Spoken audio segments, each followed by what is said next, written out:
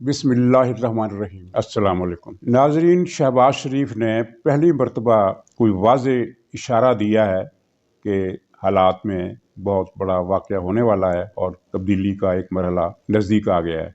इससे पहले शहबाज शरीफ साहब ने कभी कोई ऐसा बयान नहीं दिया जिससे आप कोई मतलब निकाल सकते हों। वो एक एकेडमिक किस्म का बयानात उनकी तरफ से आते रहे, लेकिन इस मरतबा उन्होंने वाज़े तौर पर और बड़े वाज़े अल्फाज में, यानी इशारों की ज़ुबान, लेकिन बहुत वाज़े और क्लियर उसमें आपको चीज़ें नज़र आएंगी। मसलन उन्होंने एक तो इस्तीफ़े का मुतालबा किया, खैर वो तो पहले भी कर चुके हैं, लेकिन इस मरतबा उन्होंने कहा कि इमरान खान तुम्हारा चोर और झूठा होना साबित हो चुका है, इसलिए तुम इस्तीफ़ा दे दो। और असल बात उन्होंने आगे की, उन्होंने कहा कि अगर इस्तीफ़ा न दिया तो आइनी बहरान पैदा होगा। आइनी तौर पर तुम वज़ीर आज़म नहीं रहे, तुम्हारी वजारती उज़्मा ख़त्म हो चुकी है, लेकिन अगर तुमने ओहदा नहीं छोड़ा तो आइनी बहरान पैदा होगा। और नाज़रीन, यही वो प्रिडिक्शन है, हालात का इशारा दे रही है कि क्या होने वाला है। यानी आइनी बहरान की जो शक्ल बनेगी उसके नतीजे में क्या होगा, उसके नतीजे में ज़ाहिर है कि इमरान खान को जाना पड़ेगा, क्योंकि आइनी बहरान जो है वो उसकी मुद्दत का तयन नहीं कर सकते। उसकी मुद्दत को आप बढ़ा नहीं सकते कि ये गैर मुतनाही लामुतनाही मुद्दत तक ये आइनी बहरान रहेगा। आइनी बहरान जब भी पैदा होता है उसे फिर घंटों या दिनों में हल करना पड़ता है। तो ये यानी एक शक्ल नज़र आ रही है कि इमरान खान की छुट्टी का तरीक़ाकार पार्लियामेंट के अंदर से ही होगा। और आइनी तौर पर अगर इलेक्शन कमीशन ने वाज़े फ़ैसला करने में देर कर दी तो ये असम्बली वाला ऑप्शन लाजमी अपनाया जाएगा, और इसी का फ़ैसला हुआ है। लेकिन आम ख्याल ये है कि इलेक्शन कमीशन अब मामलात को ज़्यादा डिले नहीं करेगा, अगरचे वो रूटीन में ये है कि ये इस फॉरेन फंडिंग केस की जो समाअत है इसकी 5 या 6 पेशियाँ और होनी हैं, लेकिन ये जो 15-15 दिन की 15-15 दिन का टाइम है, शायद इसमें कमी आए, और ये भी हो सकता है कि पेशियों की तादाद 7-8 से कम कर दी जाए, क्योंकि ये मामला इनके लिए बिल्कुल आसान है, इसमें पेशियों की ज़रूरत ही नहीं है। रूटीन में ये 7-8 पेशियाँ होती हैं, समाअतें होती हैं इस तरह के मरहलों में, लेकिन ये जो सबूत सामने आ गए हैं और उसके बाद तो मज़ीद पेशी की ज़रूरत नहीं रही। ख़ास तौर पर वो जो आरफ नकवी की जो कंपनी ने जो $23 लाख की जो रिश्वत दी थी, उसके बाद तो मामला ये बिल्कुल ही फैसल हो गया है। और नाज़रीन, कल मैं ज़िक्र करना भूल गया कि आरफ नकवी की अब कंपनी ने जो इसको इमरान खान को रिश्वत दी थी 23-24 लाख डॉलर की, तो वो उसकी रकम उस ज़माने के हिसाब से 25 करोड़ से भी कम बनती थी, क्योंकि उस वक्त डॉलर का रेट कम था। लेकिन चलिए उसको हम 24 करोड़ रुपए लगा लेते, 24 करोड़ रुपए की रिश्वत हम उसका अंदाज़ा कर लेते कि इतनी रकम होगी। तो उस 24 करोड़ की रिश्वत देकर इसने इमरान खान से क्या हासिल किया? इमरान खान ने 90 करोड़ रुपए का जो कर्जा था, बल्कि इससे भी ज़्यादा मालियत बनती है डॉलर के हिसाब से, तो 90 करोड़ का कर्जा इसको माफ़ कर दिया आरफ नकवी को। तो यानी इतनी रिश्वत देकर उसने इतना मुनाफा कमाया। कहा जा सकता है कि इतना तो फिर मुनाफा बनता है हक हलाल की कमाई का। और ये वो रकम है जो आरफ नकवी के ज़िम्मे उससे पहले से चली आ रही थी, और नवाज़ शरीफ को अप्रोच किया गया था कि ये वो इस रकम को माफ़ कर दें, लेकिन नवाज़ शरीफ ने इनकार कर दिया था कि ये रकम माफ़ नहीं हो सकती। उसके बाद खैर ये आरफ नकवी का सिलसिला एक लंबी कहानी है, वो अलग से एक मज़मून बनता है, अलग से एक प्रोग्राम बनता है कि ये क्या था और इसने क्या क्या फ़राड किए। और जब ये बरसर इक़्तिदार आया तो ना सिर्फ ये कि उसने इसकी रकम माफ़ की, बल्कि उससे वज़ीर ख़ज़ाना बनाने का भी फ़ैसला किया, लेकिन वो गिरफ़्तार हो गया और अब वो लंबी मुद्दत के लिए जेल ही में रहेगा। उसकी रिहाई का इम्कान बहुत कम है, क्योंकि उसने बहुत ही संगीन जराइम किए हुए हैं, अगरचे उतने संगीन जराइम नहीं जितने इमरान खान ने किए हुए हैं। इमरान खान के सर पर तो सरपरस्तों का हाथ रहा है, इसलिए वो किसी आजमाइश से महफूज रहा है। इसको तो पता ही नहीं कि सियासत में क्या गर्म हवाएं चलती हैं। खैर ये तो अब उसको अब इसका वक्त भी नहीं रहा, ये सियासत का बाब इसके लिए बंद होने वाला है, और इसके बाद इसके लिए गर्म हवाएं ही इसका मुकद्दर हैं, क्योंकि इसने जो संगीन और घिनौने जराइम किए हैं पाकिस्तान के ख़िलाफ़, पाकिस्तान के अवाम के ख़िलाफ़, और अब भी कर रहा है। जो जिस तरह ताज़ा खाद का बुरान आया है कि खाद खुद सरकारी रिकॉर्ड के मुताबिक 3 लाख टन ज़्यादा पैदा हुई, यानी जितनी ज़रूरत थी उससे भी ज़्यादा 3 लाख टन ज़्यादा पैदा हुई, लेकिन उसे गायब किया गया एक पॉलिसी के तहत, जिसका मकसद ये है कि छोटे काश्तकारों को मजबूर कर दिया जाए कि वो अपनी ज़मीनें बेचकर बड़े ज़मींदारों के हवाले कर दें। और यही पीटीआई का मंशूर है, एलीट क्लास के पास तमाम ज़मीनें होनी चाहिए, اور اب 50,000 ٹن کھاد چین سے درآمد کی جا رہی ہے، اور اس میں ایک لمبی پیدا کی جائے گی۔ بحران پھر بھی رہے گا، کیونکہ بحران ان کی ایک سازش کا حصہ ہے۔ درآمد کی جا رہی ہے کھاد، اس کا مطلب کمیشن کمانا ہے۔ تو ناظرین، دوسرا ایک واضح بیان بلاول بھٹو کا ہے۔ انہوں نے کہا ہے کہ حکومت ختم ہونے والی ہے اور پیپلز پارٹی کے کارکن الیکشن کے لیے اپنی تیاری شروع کر دیں۔ کہا جا سکتا ہے کہ بلاول اس طرح کے بیانات پہلے بھی دیتے رہے ہیں، لیکن میرا خیال ہے کہ اگر آپ ریکارڈ دیکھیں تو اتنا کلیئر کٹ اور اتنا شارٹ اور اتنا پریسائز قسم کا بیان بلاول نے پہلے نہیں دیا۔ پہلے ان کا بیان یہ ہوتا تھا کہ یہ حکومت نہیں رہے گی، ہم اس حکومت کا خاتمہ کر دیں گے، اور اس طرح کے جو سیاسی قسم کے دعوے ہوتے ہیں نا کہ یہ جانے والے ہیں اس طرح کے۔ لیکن یہ جو بیان ہے کارکنوں کو جو سگنل دیا ہے انہوں نے۔ اور ناظرین، شاید آپ کو یاد ہو کہ 3-4 دن پہلے، شاید 5 دن ہو گئے، یہ سندھ کا جو وزیر ہے ان کا پیپلز پارٹی کے، منظور وسان صاحب، انہوں نے کہا تھا کہ ایک بڑا معنی خیز بیان دیا تھا کہ بلاول کی شادی وزیر اعظم بننے کے بعد ہوگی۔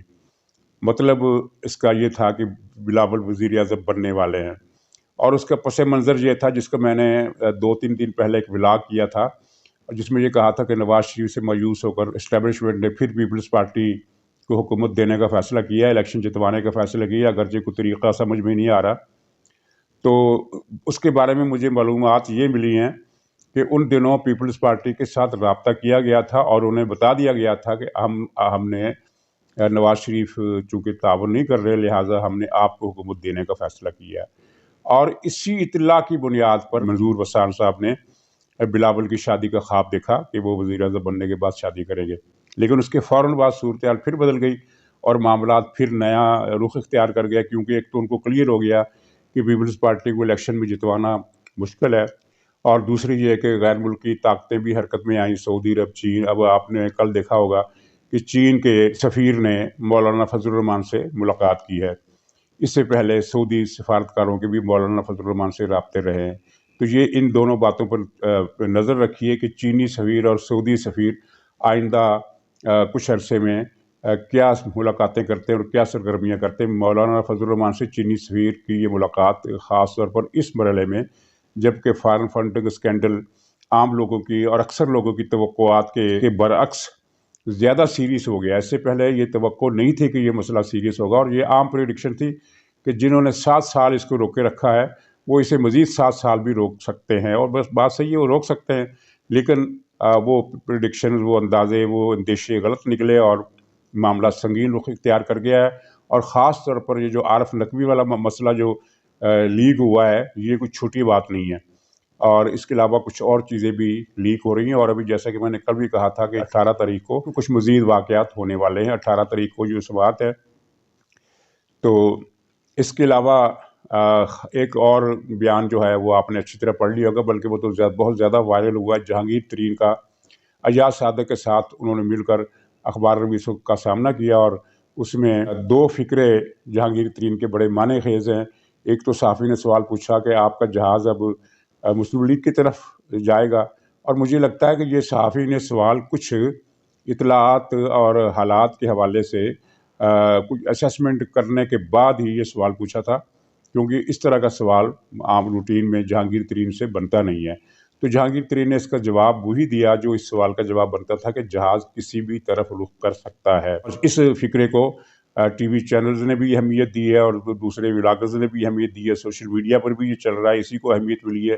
لیکن اس کے ساتھ اس سے زیادہ اہم فقرہ جو وہ نظر انداز کر دیا گیا، وہ کسی مبہم سے سوال کے جواب میں جہانگیر ترین نے کہا کہ جو ہونا ہے وہ تو ہو ہی جائے گا۔ کیا ہونا ہے؟ ظاہر ہے، یعنی وہ یہ تو نہیں کہہ رہے کہ میں تحریک انصاف میں واپس جا رہا ہوں، تحریک انصاف سے تو خیر انہوں نے چھوڑی بھی نہیں ہے، لیکن یہ دونوں باتوں کو آپ ملا کر دیکھیے تو بات کلیئر ہے۔ مسلم لیگ کو اگرچہ جہانگیر ترین کے جہاز کی ضرورت نہیں ہے، اور انہیں جہانگیر ترین کا جہاز استعمال بھی نہیں کرنا چاہیے، کیونکہ جہانگیر ترین صاحب ایک بدنام آدمی ہیں، بہت بڑی کرپشن میں ملوث ہیں، اور عمران خان کے ساجد دھار رہے ہیں۔ اس ملک میں جو مصیبتیں نازل ہوئی ہیں، عمران خان ان کا مین مجرم ہے، تو یہ جہانگیر ترین بھی اس کے شریک ملزم ہے، اور لینا چاہیے بھی نہیں، اور لینے کی ضرورت بھی نہیں، کیونکہ جو حالات جا رہے ہیں اس میں اگر الیکشن فیئر اینڈ فری ہو جاتے ہیں تو اس میں مسلم لیگ خود بخود جیت جائے گی، مسلم لیگ کو نہ تو کسی EVM مشین کی ضرورت ہے، نہ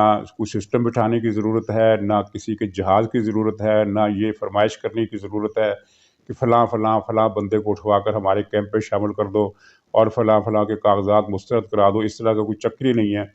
لیکن جہانگیر ترین کا یہ فکرہ جو ہے وہ اس بات کی علامت ہے کہ وہ ایاز صادق کے ذریعے اپنی پرانی دوستی کو استعمال کرتے ہوئے مستقبل کے کسی بھی نظام میں مستقبل میں جو کچھ ہونے والا ہے اس میں اپنے لیے کوئی گنجائش پیدا کرنا چاہتے ہیں. ورنہ اس بیان کا، ان دو فکروں کا اس کے علاوہ کوئی مطلب ہی نہیں ہے. خاص طور پر یہ جو جہاز کسی طرف بھی رخ اختیار کر سکتا ہے، اور وہ جو فکرہ میں نے بتایا کہ جس کو عام طور پر نظر انداز کیا کہ جو کچھ ہونا ہے وہ تو ہو ہی جائے گا، اس کا مطلب یہ ہے کہ ہونی کا پتہ جہانگیر ترین کو چل گیا ہے. اور اندازہ یہ ہے کہ جہانگیر ترین یا اس طرح کے کچھ اور جو لوگ ہیں باخبر، انہیں یہ بھی پتہ چل گیا کہ کیا ہونے والا ہے، اور انہیں یہ بھی پتہ ہے کہ ٹائم ٹیبل کیا ہے. ہمارے پاس تو صرف اندازے ہیں نا، جس طرح کے کہتے ہیں کہ جنوری کا مہینہ، فروری کا مہینہ، مارچ کا مہینہ، یہ 3 مہینے بہت اہم ہیں.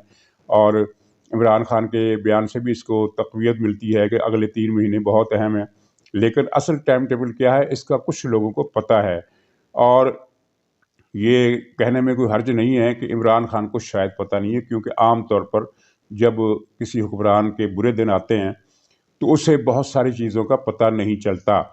جس طرح ہاں یہ ہے کہ دماغی توازن جو ہے وہ سیاستدان اپنا بحال رکھتے ہیں، چاہے زرداری ہو، چاہے یوسف رضا گیلانی ہو، چاہے نواز شریف ہو، چاہے کوئی بھی چھوٹا موٹا بڑا قومی لیڈر، علاقائی لیڈر جو بھی ہے، وہ حکومت جانے والی ہو تو اپنے بحران، اپنے اوسان بجا رکھتا ہے. لیکن اس کے اوسان خطا ہو رہے ہیں، اور ہر روز اس کا ایک بیان ایسا آتا ہے جس سے یہ پتہ چلتا ہے کہ اس کے اوسان خطا ہو رہے ہیں. مثلاً تازہ بیان سے پہلے میں 6-7 دن پہلے کا ایک بیان اس کا آپ کو پھر سناتا ہوں، جو اس نے وزیروں کے اجلاس میں، کیبنٹ کے اجلاس میں یہ وزیروں کو حکم دیا تھا کہ عوام کو بتائیں کہ پاکستان میں کوئی مہنگائی نہیں ہے، یہ صرف اپوزیشن کا شور ہے. ظاہر یہ دماغی توازن کے خراب ہونے کی علامت ہے، اوسان خطا ہونے کی علامت ہے. تو کل جو اس نے بیان دیا وہ یہ کہا کہ اچھی بات یہ ہے کہ اب ہمیں اس بات پر اطمینان ہے، اس پر خوشی ہے کہ ہمارے ووٹ بینک میں کمی نہیں ہوئی. تو اس کا یہ دو مطلب نکلتے ہیں کہ یا تو اس کو بتانے والے غلط بتا رہے ہیں، لیکن میں اس مطلب کو نہیں مانتا. اس کی وزیروں کے ساتھ جو ہو رہا ہے اس کی ساری رپورٹ اس کے پاس ہے. پرویز خٹک کو کل بس جوتے پڑھتے پڑھتے رہ گئے وہ ایبٹ آباد کے جلسے میں. اسی طرح باقی تو یہ اس کی جو پاپولیرٹی ہے وہ تو اس کے پاس ایجنسیوں کی رپورٹیں موجود ہیں کہ پاکستان میں PTI کی پاپولیرٹی اس وقت 0 کی طرف ہے، 0 کے آس پاس ہے. اور اگلے الیکشن میں جب بھی ہوئے تو PTI کو آپ کہیں نظر موجود نہیں پائیں گے. تو اس رپورٹوں کے ملنے کے باوجود اگر وہ یہ کہتا ہے کہ ہمارے ووٹ بینک میں کمی نہیں ہوئی ہے تو ظاہر ہے یہ بھی دماغی توازن کی طرف ایک سنگین اشارہ ہے کہ معاملہ اس کے دماغ کا، اس کے ذہن کا شاید اب علاج کے مرحلوں سے گزر نہ جائے. تو ناظرین، آخر میں یہ کھاد کا جو بحران ہے اس پر میں ذکر کرنا چاہتا ہوں کہ دیکھیے پنجاب، پختونخوا اور سندھ تینوں صوبوں میں کھاد کا بحران سنگین ہو گیا اور کھاد نہیں مل رہی. سوال یہ ہے کہ 3 لاکھ ٹن کھاد اگر زیادہ پیدا ہوئی ہے، سرپلس پروڈکشن اس کی ہوئی ہے، کارخانوں نے کی ہے، تو وہ کہاں گئی؟ کہیں بھی نہیں مل رہی. اور لوگ، بہت سارے علاقوں میں لوگ کھاد ڈالے بغیر ہی وہ فصلیں اگا رہے ہیں. اور اس مرتبہ گندم کی فصل ایسی ہے کہ جس میں کھاد لازمی ہے، اس کے بغیر گندم کی پر ایکڑ پیداوار جو ہے وہ اس کا نہ اگانا بہتر ہے، کیونکہ پھر وہ کسی بھی قیمت پر آپ بیچیں وہ منافع نہیں دے گی، نقصان دے گی. چنانچہ یہ ماہرین کا کہنا ہے کہ اس مرتبہ گندم کا جو بحران ہے وہ بڑا خوفناک پیدا ہوگا اور بہت بڑے پیمانے پر گندم درآمد کرنا پڑے گی، جس کا بوجھ پڑے گا قومی خزانے پر، ریزرو کے ذخائر پر، جو زر مبادلہ کے ذخائر ہوتے ہیں ان پر. اور دوسری یہ ہے کہ وہ مہنگی بھی ہوگی اور ایک نیا بحران اور عوام کی چیخیں گندم اور آٹے کے مسئلے پر بھی نکلنے والی ہے. تو یہ جو سازش کی جا رہی ہے، افسوس کی بات ہے کہ سیاسی جماعتوں نے بھی اس کا نوٹس نہیں لیا اور کسان خوار ہو رہے ہیں، سڑکوں پر جلوس نکال رہے ہیں، مظاہرے کر رہے ہیں. اور کئی جگہ پر انہوں نے یہ جو سرکاری اداروں کی طرف سے کچھ مخصوص لوگوں کو کھاد پہنچانے کا جو سپلائی سسٹم بنایا ہوا ہے تو اس سے انہوں نے ڈسٹرب کیا اور کئی एक दो मकामात पर उन्होंने खाद के ट्रक लूट भी लिए हैं। ये अनारकी की सूरत हाल है। और काज़ाकिस्तान की मिसाल हमारे सामने है कि जहाँ सदियों से कोई अवामी तहरीक का तस्वुर ही नहीं है, लेकिन इंटरनेट और सोशल मीडिया के इस दौर में काज़ाकिस्तान के अवाम की इस तरह कायाकल्प हुई है कि उन्होंने फ़ौज को भी शिकस्त दे दी और पुलिस को भी शिकस्त दे दी। ये तो अब जो इनको कुचला जा रहा है और इस इनकलाब को नाकाम बनाया जा रहा है और जो मारा जा रहा है, तो ये रूसी फ़ौज कर रही है। काज़ाकिस्तान का फ़ौजी सिस्टम बैठ गया है अवामी। तीन तीन चार दिनों के अंदर इतने बड़े बड़े मुजाहरे और हंगामे हुए हैं कि काज़ाकिस्तान की फ़ौज का ढांचा ख़त्म हो गया है।